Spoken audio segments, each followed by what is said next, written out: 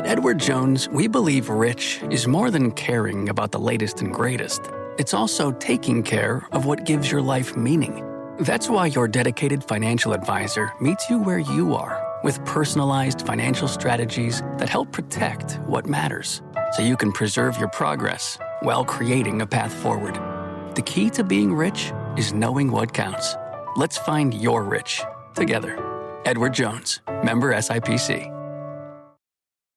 Freakonomics Radio is sponsored by Southern New Hampshire University. The best investments are the ones you make in yourself, and no one knows that better than Southern New Hampshire University. With more than 200 online degree programs, no set class times, and low online tuition, Southern New Hampshire University is built to fit your life today and set you up for success tomorrow. Education is an investment. Why not make it a smart one? Apply for free at snhu.edu/Freakonomics. Freakonomics Radio is sponsored by Amica. You know what they say, if you want to go fast, go alone. If you want to go far, go together. So go with Amica and get coverage from a mutual insurer that's built for their customers, one that looks after what's important to you together. Auto, home, life, and more, coverage that fits your unique needs. Amica helps you protect what matters most. Visit amica.com and get a quote today.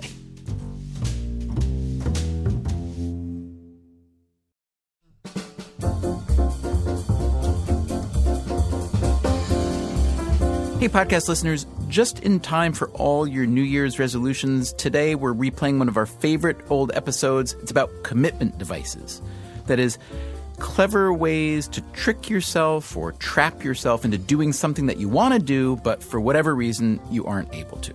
For example, let's say you want to go to Freakonomics.com and hit the donate button so that we can keep bringing you this free podcast, but you haven't done it yet. All right, try this. Start holding your breath right now. Don't let go till you've gone to Freakonomics.com, made your donation. If you do it right, we'll send you a Freakonomics Radio t-shirt or coffee mug or a signed Freakonomics book. Okay? Breathe in. And now for our podcast about commitment devices. It's called Save Me From Myself.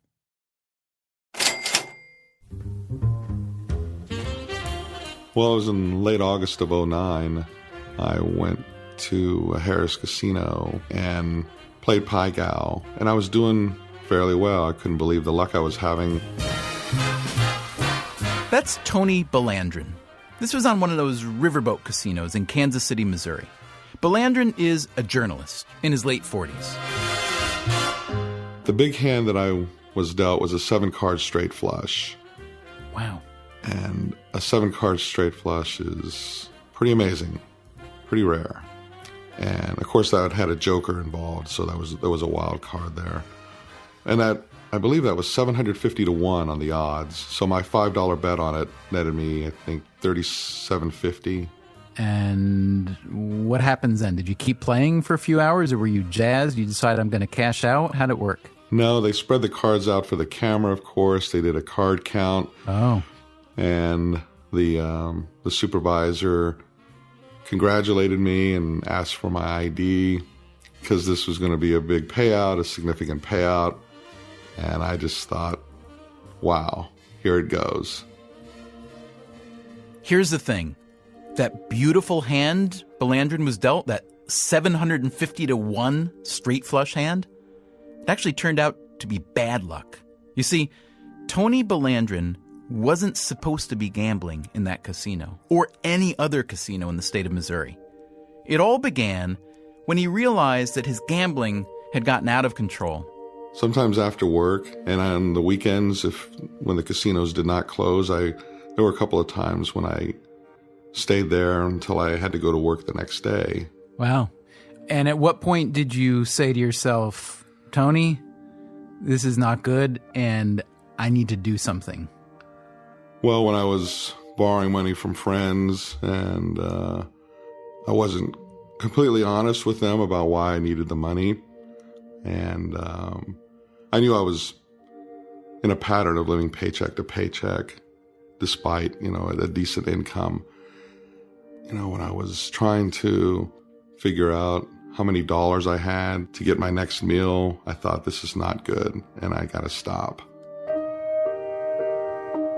Blandren knew he did not have the will to stop himself, so he decided to do something drastic. Missouri, like many states with casinos, offers what's called a self-exclusion plan. You sign yourself up for a registry that effectively bans you for life from all casinos in the state. If you ever do come back, you can be arrested for trespassing. It's like signing a contract with yourself against yourself. For a while it worked. Blandren stayed out of the casinos until he started going back. He discovered a loophole. He found he didn't have to show his ID to get into the casino or even to play the table games. In fact, he wouldn't have to show his ID at all unless he won a certain amount of money, at which point the IRS would have to be notified. And that brings us back to Tony Blandren's 7-card straight flush. And I just kept a smile on my face thinking, I don't know, maybe I'm going to be lucky in another way. Maybe the computer glitch occurred, or maybe somebody accidentally erased records from 6 years ago. But all the time I thought, they're taking too long. And then what? I believe it was Highway Patrol, and I believe that's the state agency, the gaming entity. They tapped me on the shoulder and asked me to step away from the table and to gather my chips and to come with them. And they didn't need to explain why, and I followed them. And is at least a little bit of you thinking, holy cow, why did I do that? I did this to myself. I signed up. Yes. So that the casino... I was beating myself up. I mean, no offense, I don't blame you because, I mean, as bets go, this is a bad bet. You could only lose. There's no way you could win once you signed that ban. Well, if I had won several more four-of-a-kind hands, I could probably win under the radar. But what I'm really doing is hoping I don't win big. And you're right, the logic doesn't follow. Was it dumb? Yes. And I even kind of joked about it with the officer. I said, a 7-card straight flush, come on. I said, at least give me some compliment for that while you write that citation. Blandren was charged with criminal trespass, paid a small fine, and worst of all, he had to surrender his $3,750 jackpot. So the casino got to keep the money he lost and the money he won, which makes a self-exclusion ban seem like a pretty good deal, at least from the casino's end. And so if you had it to do all over again, if you could rewind back those years ago, would you sign up again? Well, that's a tough question. If everything was going to be repeated in hindsight, I would not want to go through all that again. I know I had to get away from those casinos for a while. So in the time that it kept me away, I think that was worth the ban, worth putting my name on that list. If there were a national casino ban registry, a national self-imposed casino ban registry, would you sign up for it?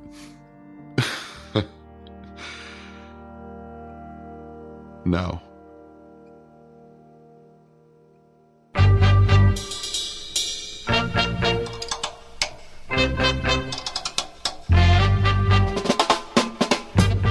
From WNYC, this is Freakonomics Radio, the podcast that explores the hidden side of everything.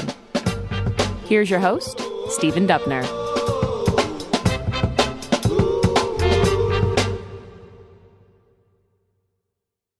So economists have a name for the self-imposed ban that Tony Blandren signed up for. It's called a commitment device. To understand how a commitment device works, if it does work, you have to picture two versions of yourself, the current you and the future you. Sometimes it's the case that people know that their future version of themselves will want to follow a behavior that their current version of themselves is not comfortable with. That's Steve Levitt. He's my Freakonomics friend and co-author. So I'm on a diet, and I would like to stick to that diet, but I know that when someone puts a chocolate cake in front of me, I will lose my willpower and I will eat that chocolate cake.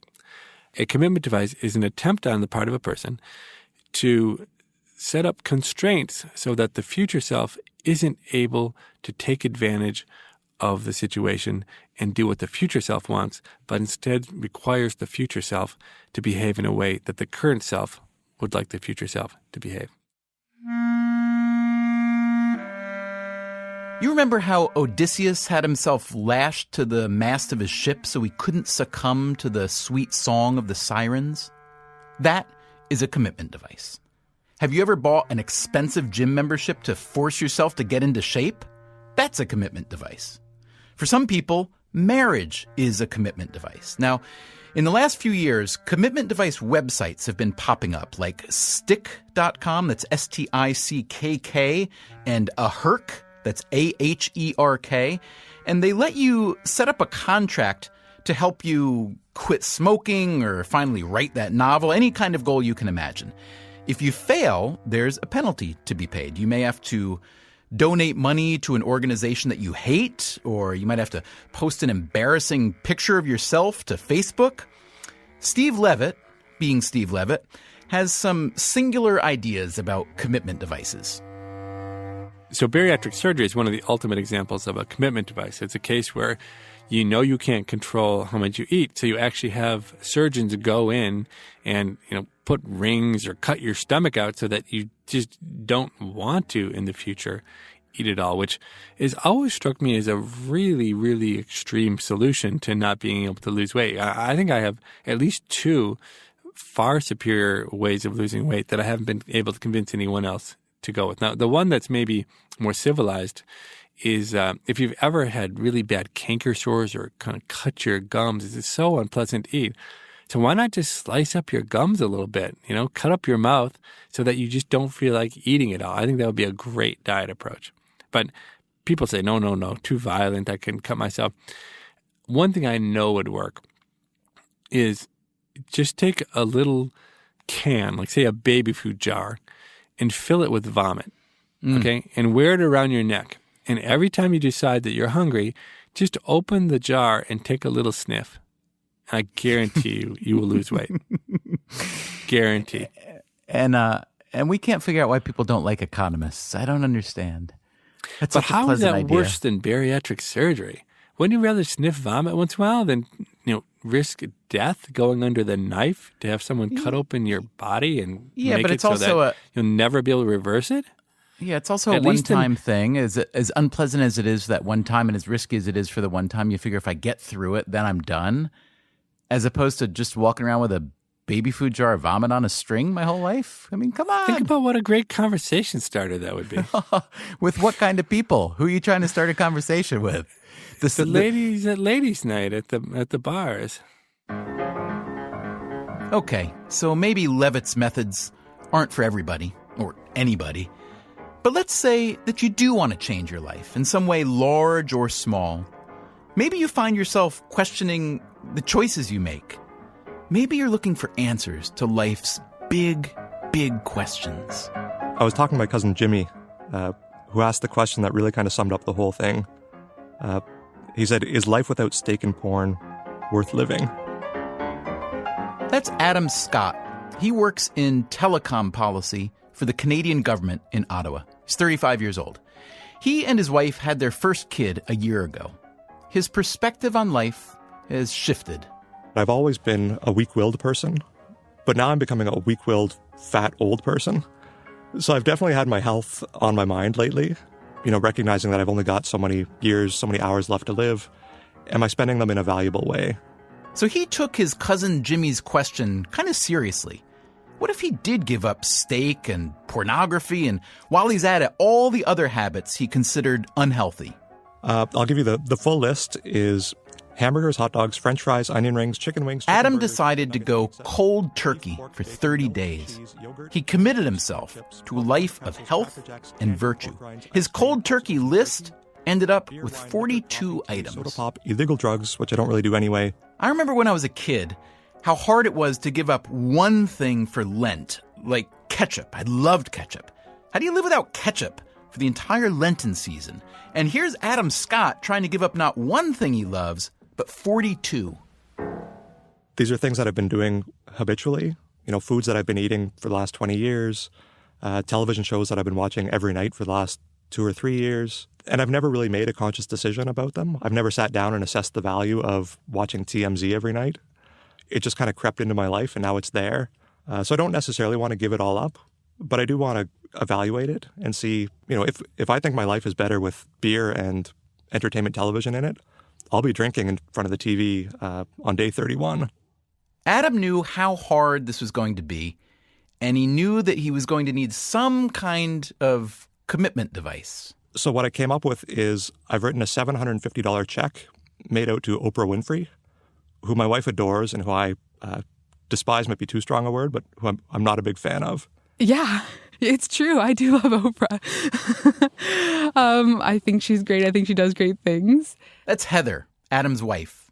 I couldn't see anything bad coming of her having more money. I'm sure it would go to something charitable and good. But Adam didn't see it that way. I'm convinced that she'll spend it to advance her evil empire one way or another. My hope would be that she would spend it on herself. A new pair of shoes, or something that she has in abundance already. Adam needed one more thing, a referee. So he gave the $750 check to his friend Scooby. And if he gets any credible evidence that I've broken my contract, he has instructions to mail that check immediately to Oprah Winfrey. There was one last layer of the commitment. Adam decided to post a series of videos on YouTube called the Cold Turkey Diaries in order to make public his progress. Hi, my name is Adam Scott, and this is the Cold Turkey Diaries. We talked to him on day 5. The commitment contract is really working. The combination of kind of guilt and fear of getting caught, that really has been effective so far. But by day 10, the novelty seemed to be wearing off. Like yesterday when I got home from work after a really stressful day, I was tired, kind of annoyed, fed up with my job. Would have been a great day to sit down, crack a cold beer, open a bag of pretzels, and sit in front of the TV for half an hour just to decompress a little bit. I don't get to do that anymore. But Adam presses onward. He certainly didn't make it easy on himself, giving up so much all at once. He has to get going in the mornings without the benefit of caffeine. He has to avoid TV even in other people's homes. At poker nights with his buddies, he drinks Gatorade while they're all pounding beer and chips. But Adam Scott, hardy Canadian that he is, doesn't quit and he doesn't cheat. But then, on day 21, there was a slip-up. Adam and Heather had gone to a diner for breakfast. Which I knew was risky at the time. He ordered a decaf coffee, which is not on the cold turkey list. Heather also ordered a coffee. And there were 2 coffees on the table, and one was black and one was sort of creamy looking, and I hadn't put anything in my coffee, and I was like, well, that's kind of strange that one's creamy looking. Maybe there's something wrong with it. I don't know. And I turned to Adam and I said, like, what's in the coffee? And I didn't know what she was talking about. And then she just yelled, milk. Milk. Not allowed. Adam had only put a couple little containers of 2% milk in his coffee and had a few sips. It was, as he would later insist, a total accident, but it didn't matter. After 3 weeks of perfect compliance, he had broken his commitment. Oh, it was an immediate freak out. It was like, it was such a blow. It was like the wind was just completely knocked out of our sails. Like, damn. So I was really wondering, like, is this what I'm going to go down on? Something so stupid. Adam knew what he had to do. He contacted Scooby. Yeah, so he texted me, and I think my first instinct was, who puts milk in their coffee, first of all? That's just sick. So I thought about it, and I said, okay, well, I said, if it was half and half, yes. I said, I'll let 2% slide. Don't let it happen again. So Adam keeps going, and he makes it all the way to day 30 with no further slip-ups, no sleepwalking into the pantry for a bag of chips, no plopping himself down in front of the TV. He had committed himself to a cold turkey regimen, and as hard as it was, as unlikely as success may have seemed, he made it. But when we talked to him on day 30, he didn't sound so happy. I'm kind of feeling guilty about those 2 little sips of milk, right? It's like the record book is always going to have the asterisk beside it. It's a bit of a letdown, to be honest. So he comes up with a workaround. Call it a 2% solution. So maybe the best thing to do is just read you the letter I've written. So it starts off, Dear Oprah, attached you'll find a check for $750. Please allow me to explain. 1 month ago I said He mails the check to Oprah Winfrey. And his letter explains the whole project. What happened with the milk, how Scooby forgave him, but how Adam couldn't forgive himself. And then he just leaves it up to her. I throw myself on the mercy of the Oprah and ask only that you adjudicate this matter fairly. Tonight I will sleep guilt-free.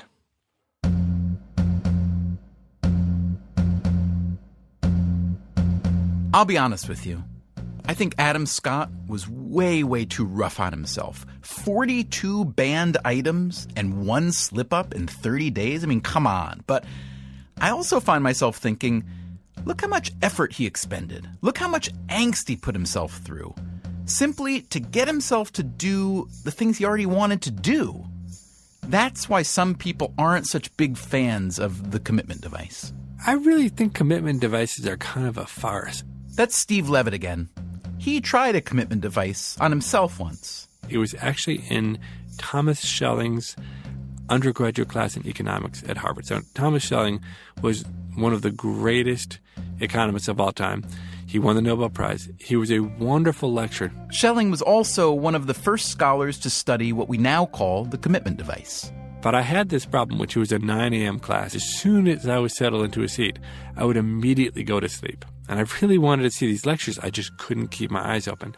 And so I had this brilliant idea. Now, this was an economic class on strategic thinking.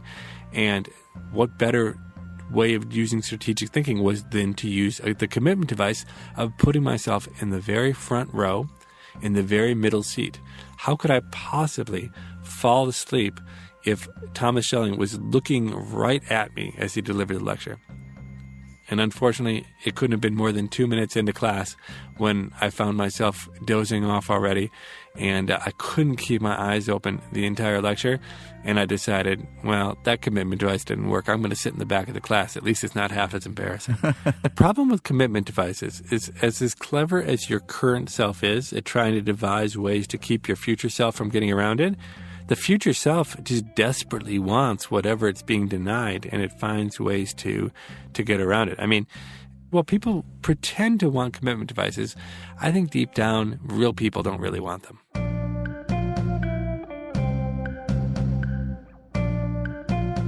All right, so personal commitment devices are imperfect, to say the very least. But what if we raise the stakes a bit? What if a commitment device could be applied to help fight, say, domestic violence? There are essentially 2 commitment devices available to women who are the victims of domestic violence. And one of them is essentially to kill him. That's coming up on Freakonomics Radio.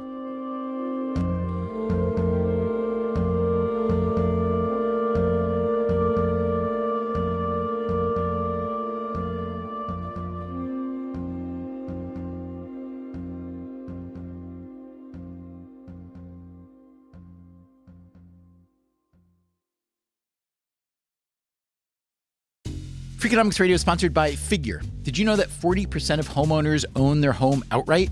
If that's you, don't let your equity sit idle. Tap it with a home equity line of credit. Figure, the #1 non-bank HELOC lender in the U.S., helps tap equity you've built in your home so you can do things like tackle a renovation or pay down debt. HELOC is a line of credit secured by your home. You can draw what you need, repay, and draw again. Figure offers a 100% online application. Get approved in 5 minutes and funding in as few as 5 days. It's faster than a bank loan and cheaper than a personal loan. Check your rate today without impacting your credit at figure.com/Freakonomics. This post is sponsored by Figure, NMLS ID 1717824. Figure is an equal housing lender. For more information about their licensing, visit nmlsconsumeraccess.org. Figure's HELOC is subject to credit approval and terms apply. Freakonomics Radio is sponsored by Everpure. Data is crucial to businesses, but managing it can create friction, risk, and manual work. Everpure transforms static data into a living system. Intelligent, instantly accessible, secure, energy efficient, and ready to perform. Plus, there is zero downtime for upgrades and maintenance. Whether your data is in the cloud, on premises, or at the edge, Everpure makes data management so simple it feels like second nature. Tame your data chaos with Everpure. Visit everpuredata.com to learn more. Freakonomics Radio is sponsored by Southern Company. The world and its energy needs are always changing. Southern Company's commitment to meeting this demand stays the same. That's because Southern Company believes energy is more than a utility, it's what powers possibilities. So they are looking ahead and investing $80 billion in infrastructure upgrades and are committed to fueling growth in ways that benefit all customers so that reliable and affordable energy is accessible for generations to come. Go to southerncompany.com to learn more. Southern Company, building the future of energy.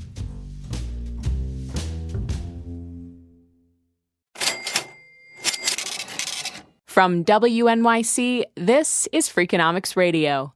Here's your host, Stephen Dubner.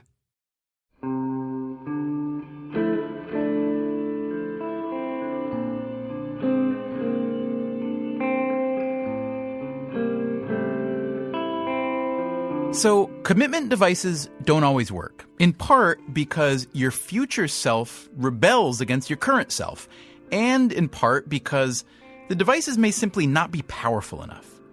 And there's another problem. Sometimes you just change your mind.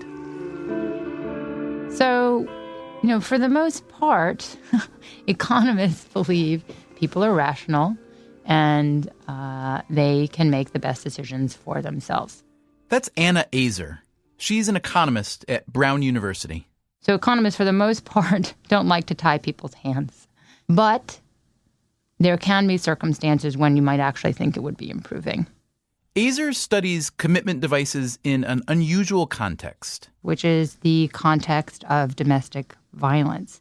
And the reason why this, we believe, is sort of a nice context for studying this is that in domestic violence, what you witness is a large degree of cyclicality, a large degree of women leaving abusive relationships and returning multiple times. If you think domestic violence isn't a big problem, you are wrong. In the course of a lifetime, an estimated 1 in 4 women is beaten or raped by an intimate partner. In the U.S., every day, roughly 14,000 women are the victims of domestic violence, and 4 are killed by their intimate partners. One big problem is that many domestic violence victims don't report their abuser to the police. And there's another problem. A woman who does call the police might end up dropping the case. Her boyfriend or husband might sweet talk her out of it, or maybe threaten her. Back in the 1980s, a vast majority of domestic abuse cases were dropped before final judgment. So, across the country, lawmakers tried to come up with solutions to these problems. One was a mandatory arrest policy, which meant that the police were required to arrest a suspect even if the victim had already changed her mind by the time the police showed up. Another similar solution was called the no-drop policy. And this policy states that once a case has been presented for prosecution, a woman can choose not to follow through, but the prosecution will continue anyway. And I should say, I believe that the justification for that was prosecutors believed that women were being threatened by their abusers to drop the charges. And so once they removed that from her power, they felt that they were actually making her safer in that sense. So if a woman reports her partner for having abused her and then decides in the light of day or in the dark of night to change her mind and not proceed, the prosecutor has the legal authority to continue without her help. Without her cooperation, that's correct. So both of these solutions that you're talking about, both of those are commitment devices then, yes? They're both bells that cannot be unrung. That's correct. Most big American cities now have these mandatory prosecution policies. Azer and her co-author, Pedro Dalbo, who happens to be her husband, wanted to know what kind of effect these policies had on domestic violence. They began by looking at the data from California. During the 1990s, the 7 biggest cities in California adopted the policies at different times, which made for a nice natural experiment to help study cause and effect. So we could essentially look at a county before and after it adopted one of these policies and look to see what happened to both arrests for domestic violence and calls reporting domestic violence. And what we found was an increase in both, on the order of 14 to 20%. So after these policies were adopted, it seemed to be that there was an increase in reporting of domestic violence. And what was your response to that as an economist? Did you say, this means that the policymakers got it right and that they came up with a kind of rejiggered incentive that produced some good pro-social change, or? Essentially, yes. Mm-hmm. This was very much consistent with women demanding or wanting a way to commit themselves to prosecution. So that sounds good, but let me play devil's advocate. You could imagine that in some circumstances, a commitment device like this might backfire. That is, some women might be more reluctant to call the police knowing they won't be able to change their mind later. And men, now that the stakes are higher for them, might have a greater incentive to force women to not call the police. And how about this? Azer tells us that domestic violence calls and arrests rose as a result of these new laws, but what about domestic violence itself? Do more arrests necessarily mean that less violence is happening? That's less clear. So that's hard to look at also. So you can't get survey data on this at that kind of level, at the level we're looking at, this very local level. What we could do is look at hospitalizations for assault among women over this period, and we did not see that they declined significantly. So I won't sort of hang my hat on that. So you're saying that the law works well, the commitment device works really well in that it gets more people to report, but you can't really say that it works well in lowering the actual, symptom that it was trying to address in the first place, right? The data is just not there to allow us to answer that question well. So you could say, well, that's good that this law has been arrived at, this commitment device that works. On the other hand, we can't really prove that it produces anything more than more kind of legal and prosecutorial activity. So if we sort of take this fundamental principle of economics that you look at what people, if you want to know what people want, what people like, you look at what they do and not what they say. So the fact that you see an increase in reporting suggests that this is actually a policy that they prefer. Azer did find some convincing data of a slightly different sort when she went beyond California and looked at the national figures. So what we did find, and I have to admit that we tried as hard as we could to make these results go away, but we couldn't. What we found was that we saw a significant decline in intimate partner homicide with men as the victim. Did you catch that? What Azer's saying is that after these domestic violence policies were adopted, fewer women murdered their husbands and boyfriends. Now, granted, that's not a very big category of murder in the first place, but still, how do you explain that? Well, there are essentially 2 commitment devices available to women who are the victims of domestic violence. And one of them is what we call the extreme device, which is essentially to kill him. Oh. Once she kills him, there is no way to return. That is a commitment device, isn't it? That is a commitment device. And the second is the one offered by this policy, which is obviously a considerably cheaper device. It makes it seem so much less draconian compared to murder now. Because if you were just to offer the one choice of, if you are going to report your partner as abusing you, then it is a bell that cannot be unrung. That might sound very stiff. On the other hand, if you consider that the other option is that if you don't report, you may end up killing him, that's a much more costly commitment device to the woman, and to say nothing of to the man. That's correct. As an economist who looks at, the way people make decisions for themselves, how does that sit with you, I guess, philosophically? Do you like the idea of a commitment device that helps that much?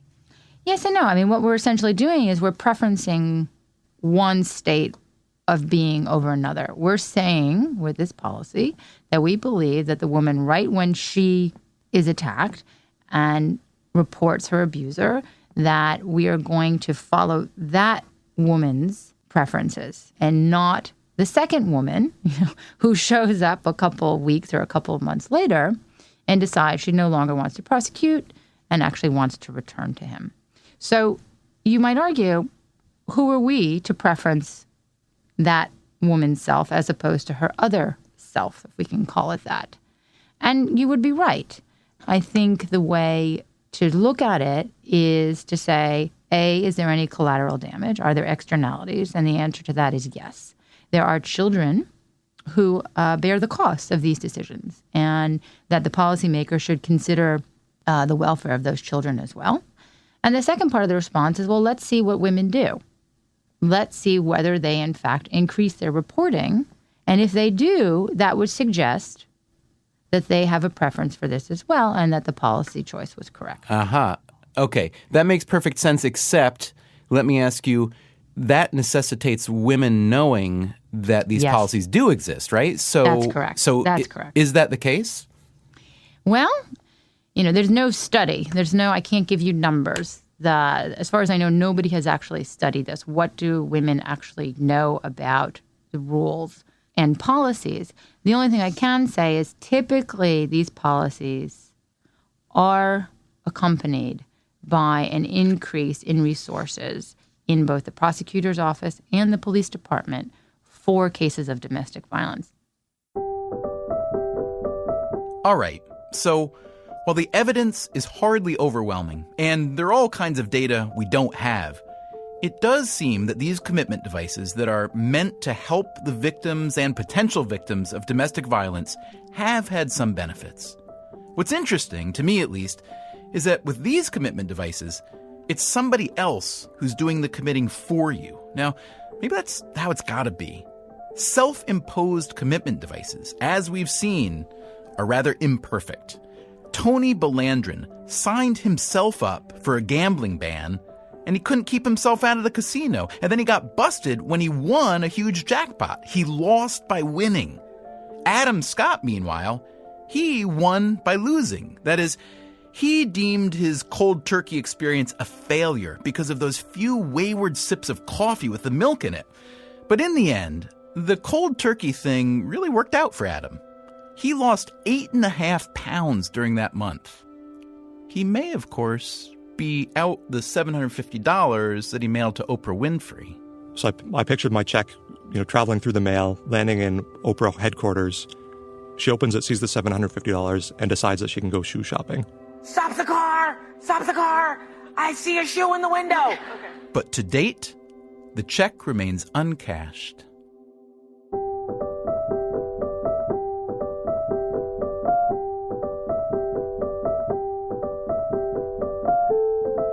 Hey, podcast listeners, thanks for listening. And also, if you haven't done so yet, please go to Freakonomics.com and hit the donate button so we can keep putting out this free public radio podcast. On next week's episode, if your fitness routine is typical, that means it's probably non-existent. Most Americans are not exercising. The best statistics suggest that at least 80% of Americans are not meeting the most commonly used guidelines for exercise. So how do you become part of that elite 20%? Is there some secret exercise routine that'll definitely keep you off your butt? Yes, there is. Whatever you will do is certainly the best exercise. Well, what do you actually like doing? Do something that you actually enjoy. Do something that makes you better. How to exercise and not hate it? That's next time on Freakonomics Radio.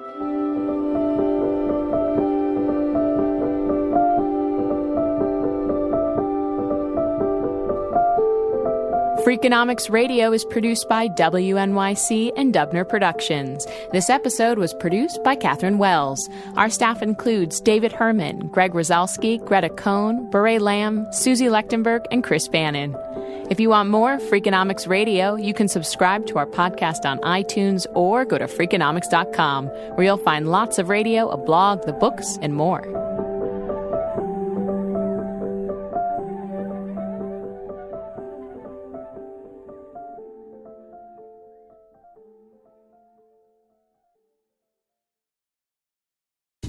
Freakonomics Radio is sponsored by Ozempic. Innovation happens through rethinking what's possible, and when it comes to GLP-1s, Ozempic pill does just that. Learn more about Ozempic semaglutide tablets, 4 and 9 milligrams, by calling 1-833-OZEMPIC or visit Ozempic.com to view the medication guide and ask your doctor what's possible with FDA-approved Ozempic pill. Hi, I'm Angie Hicks, co-founder of Angie. When you use Angie for your home projects, you know all your jobs will be done well. Roof repair? Done well. Kitchen sink install? Done well. Deck upgrades?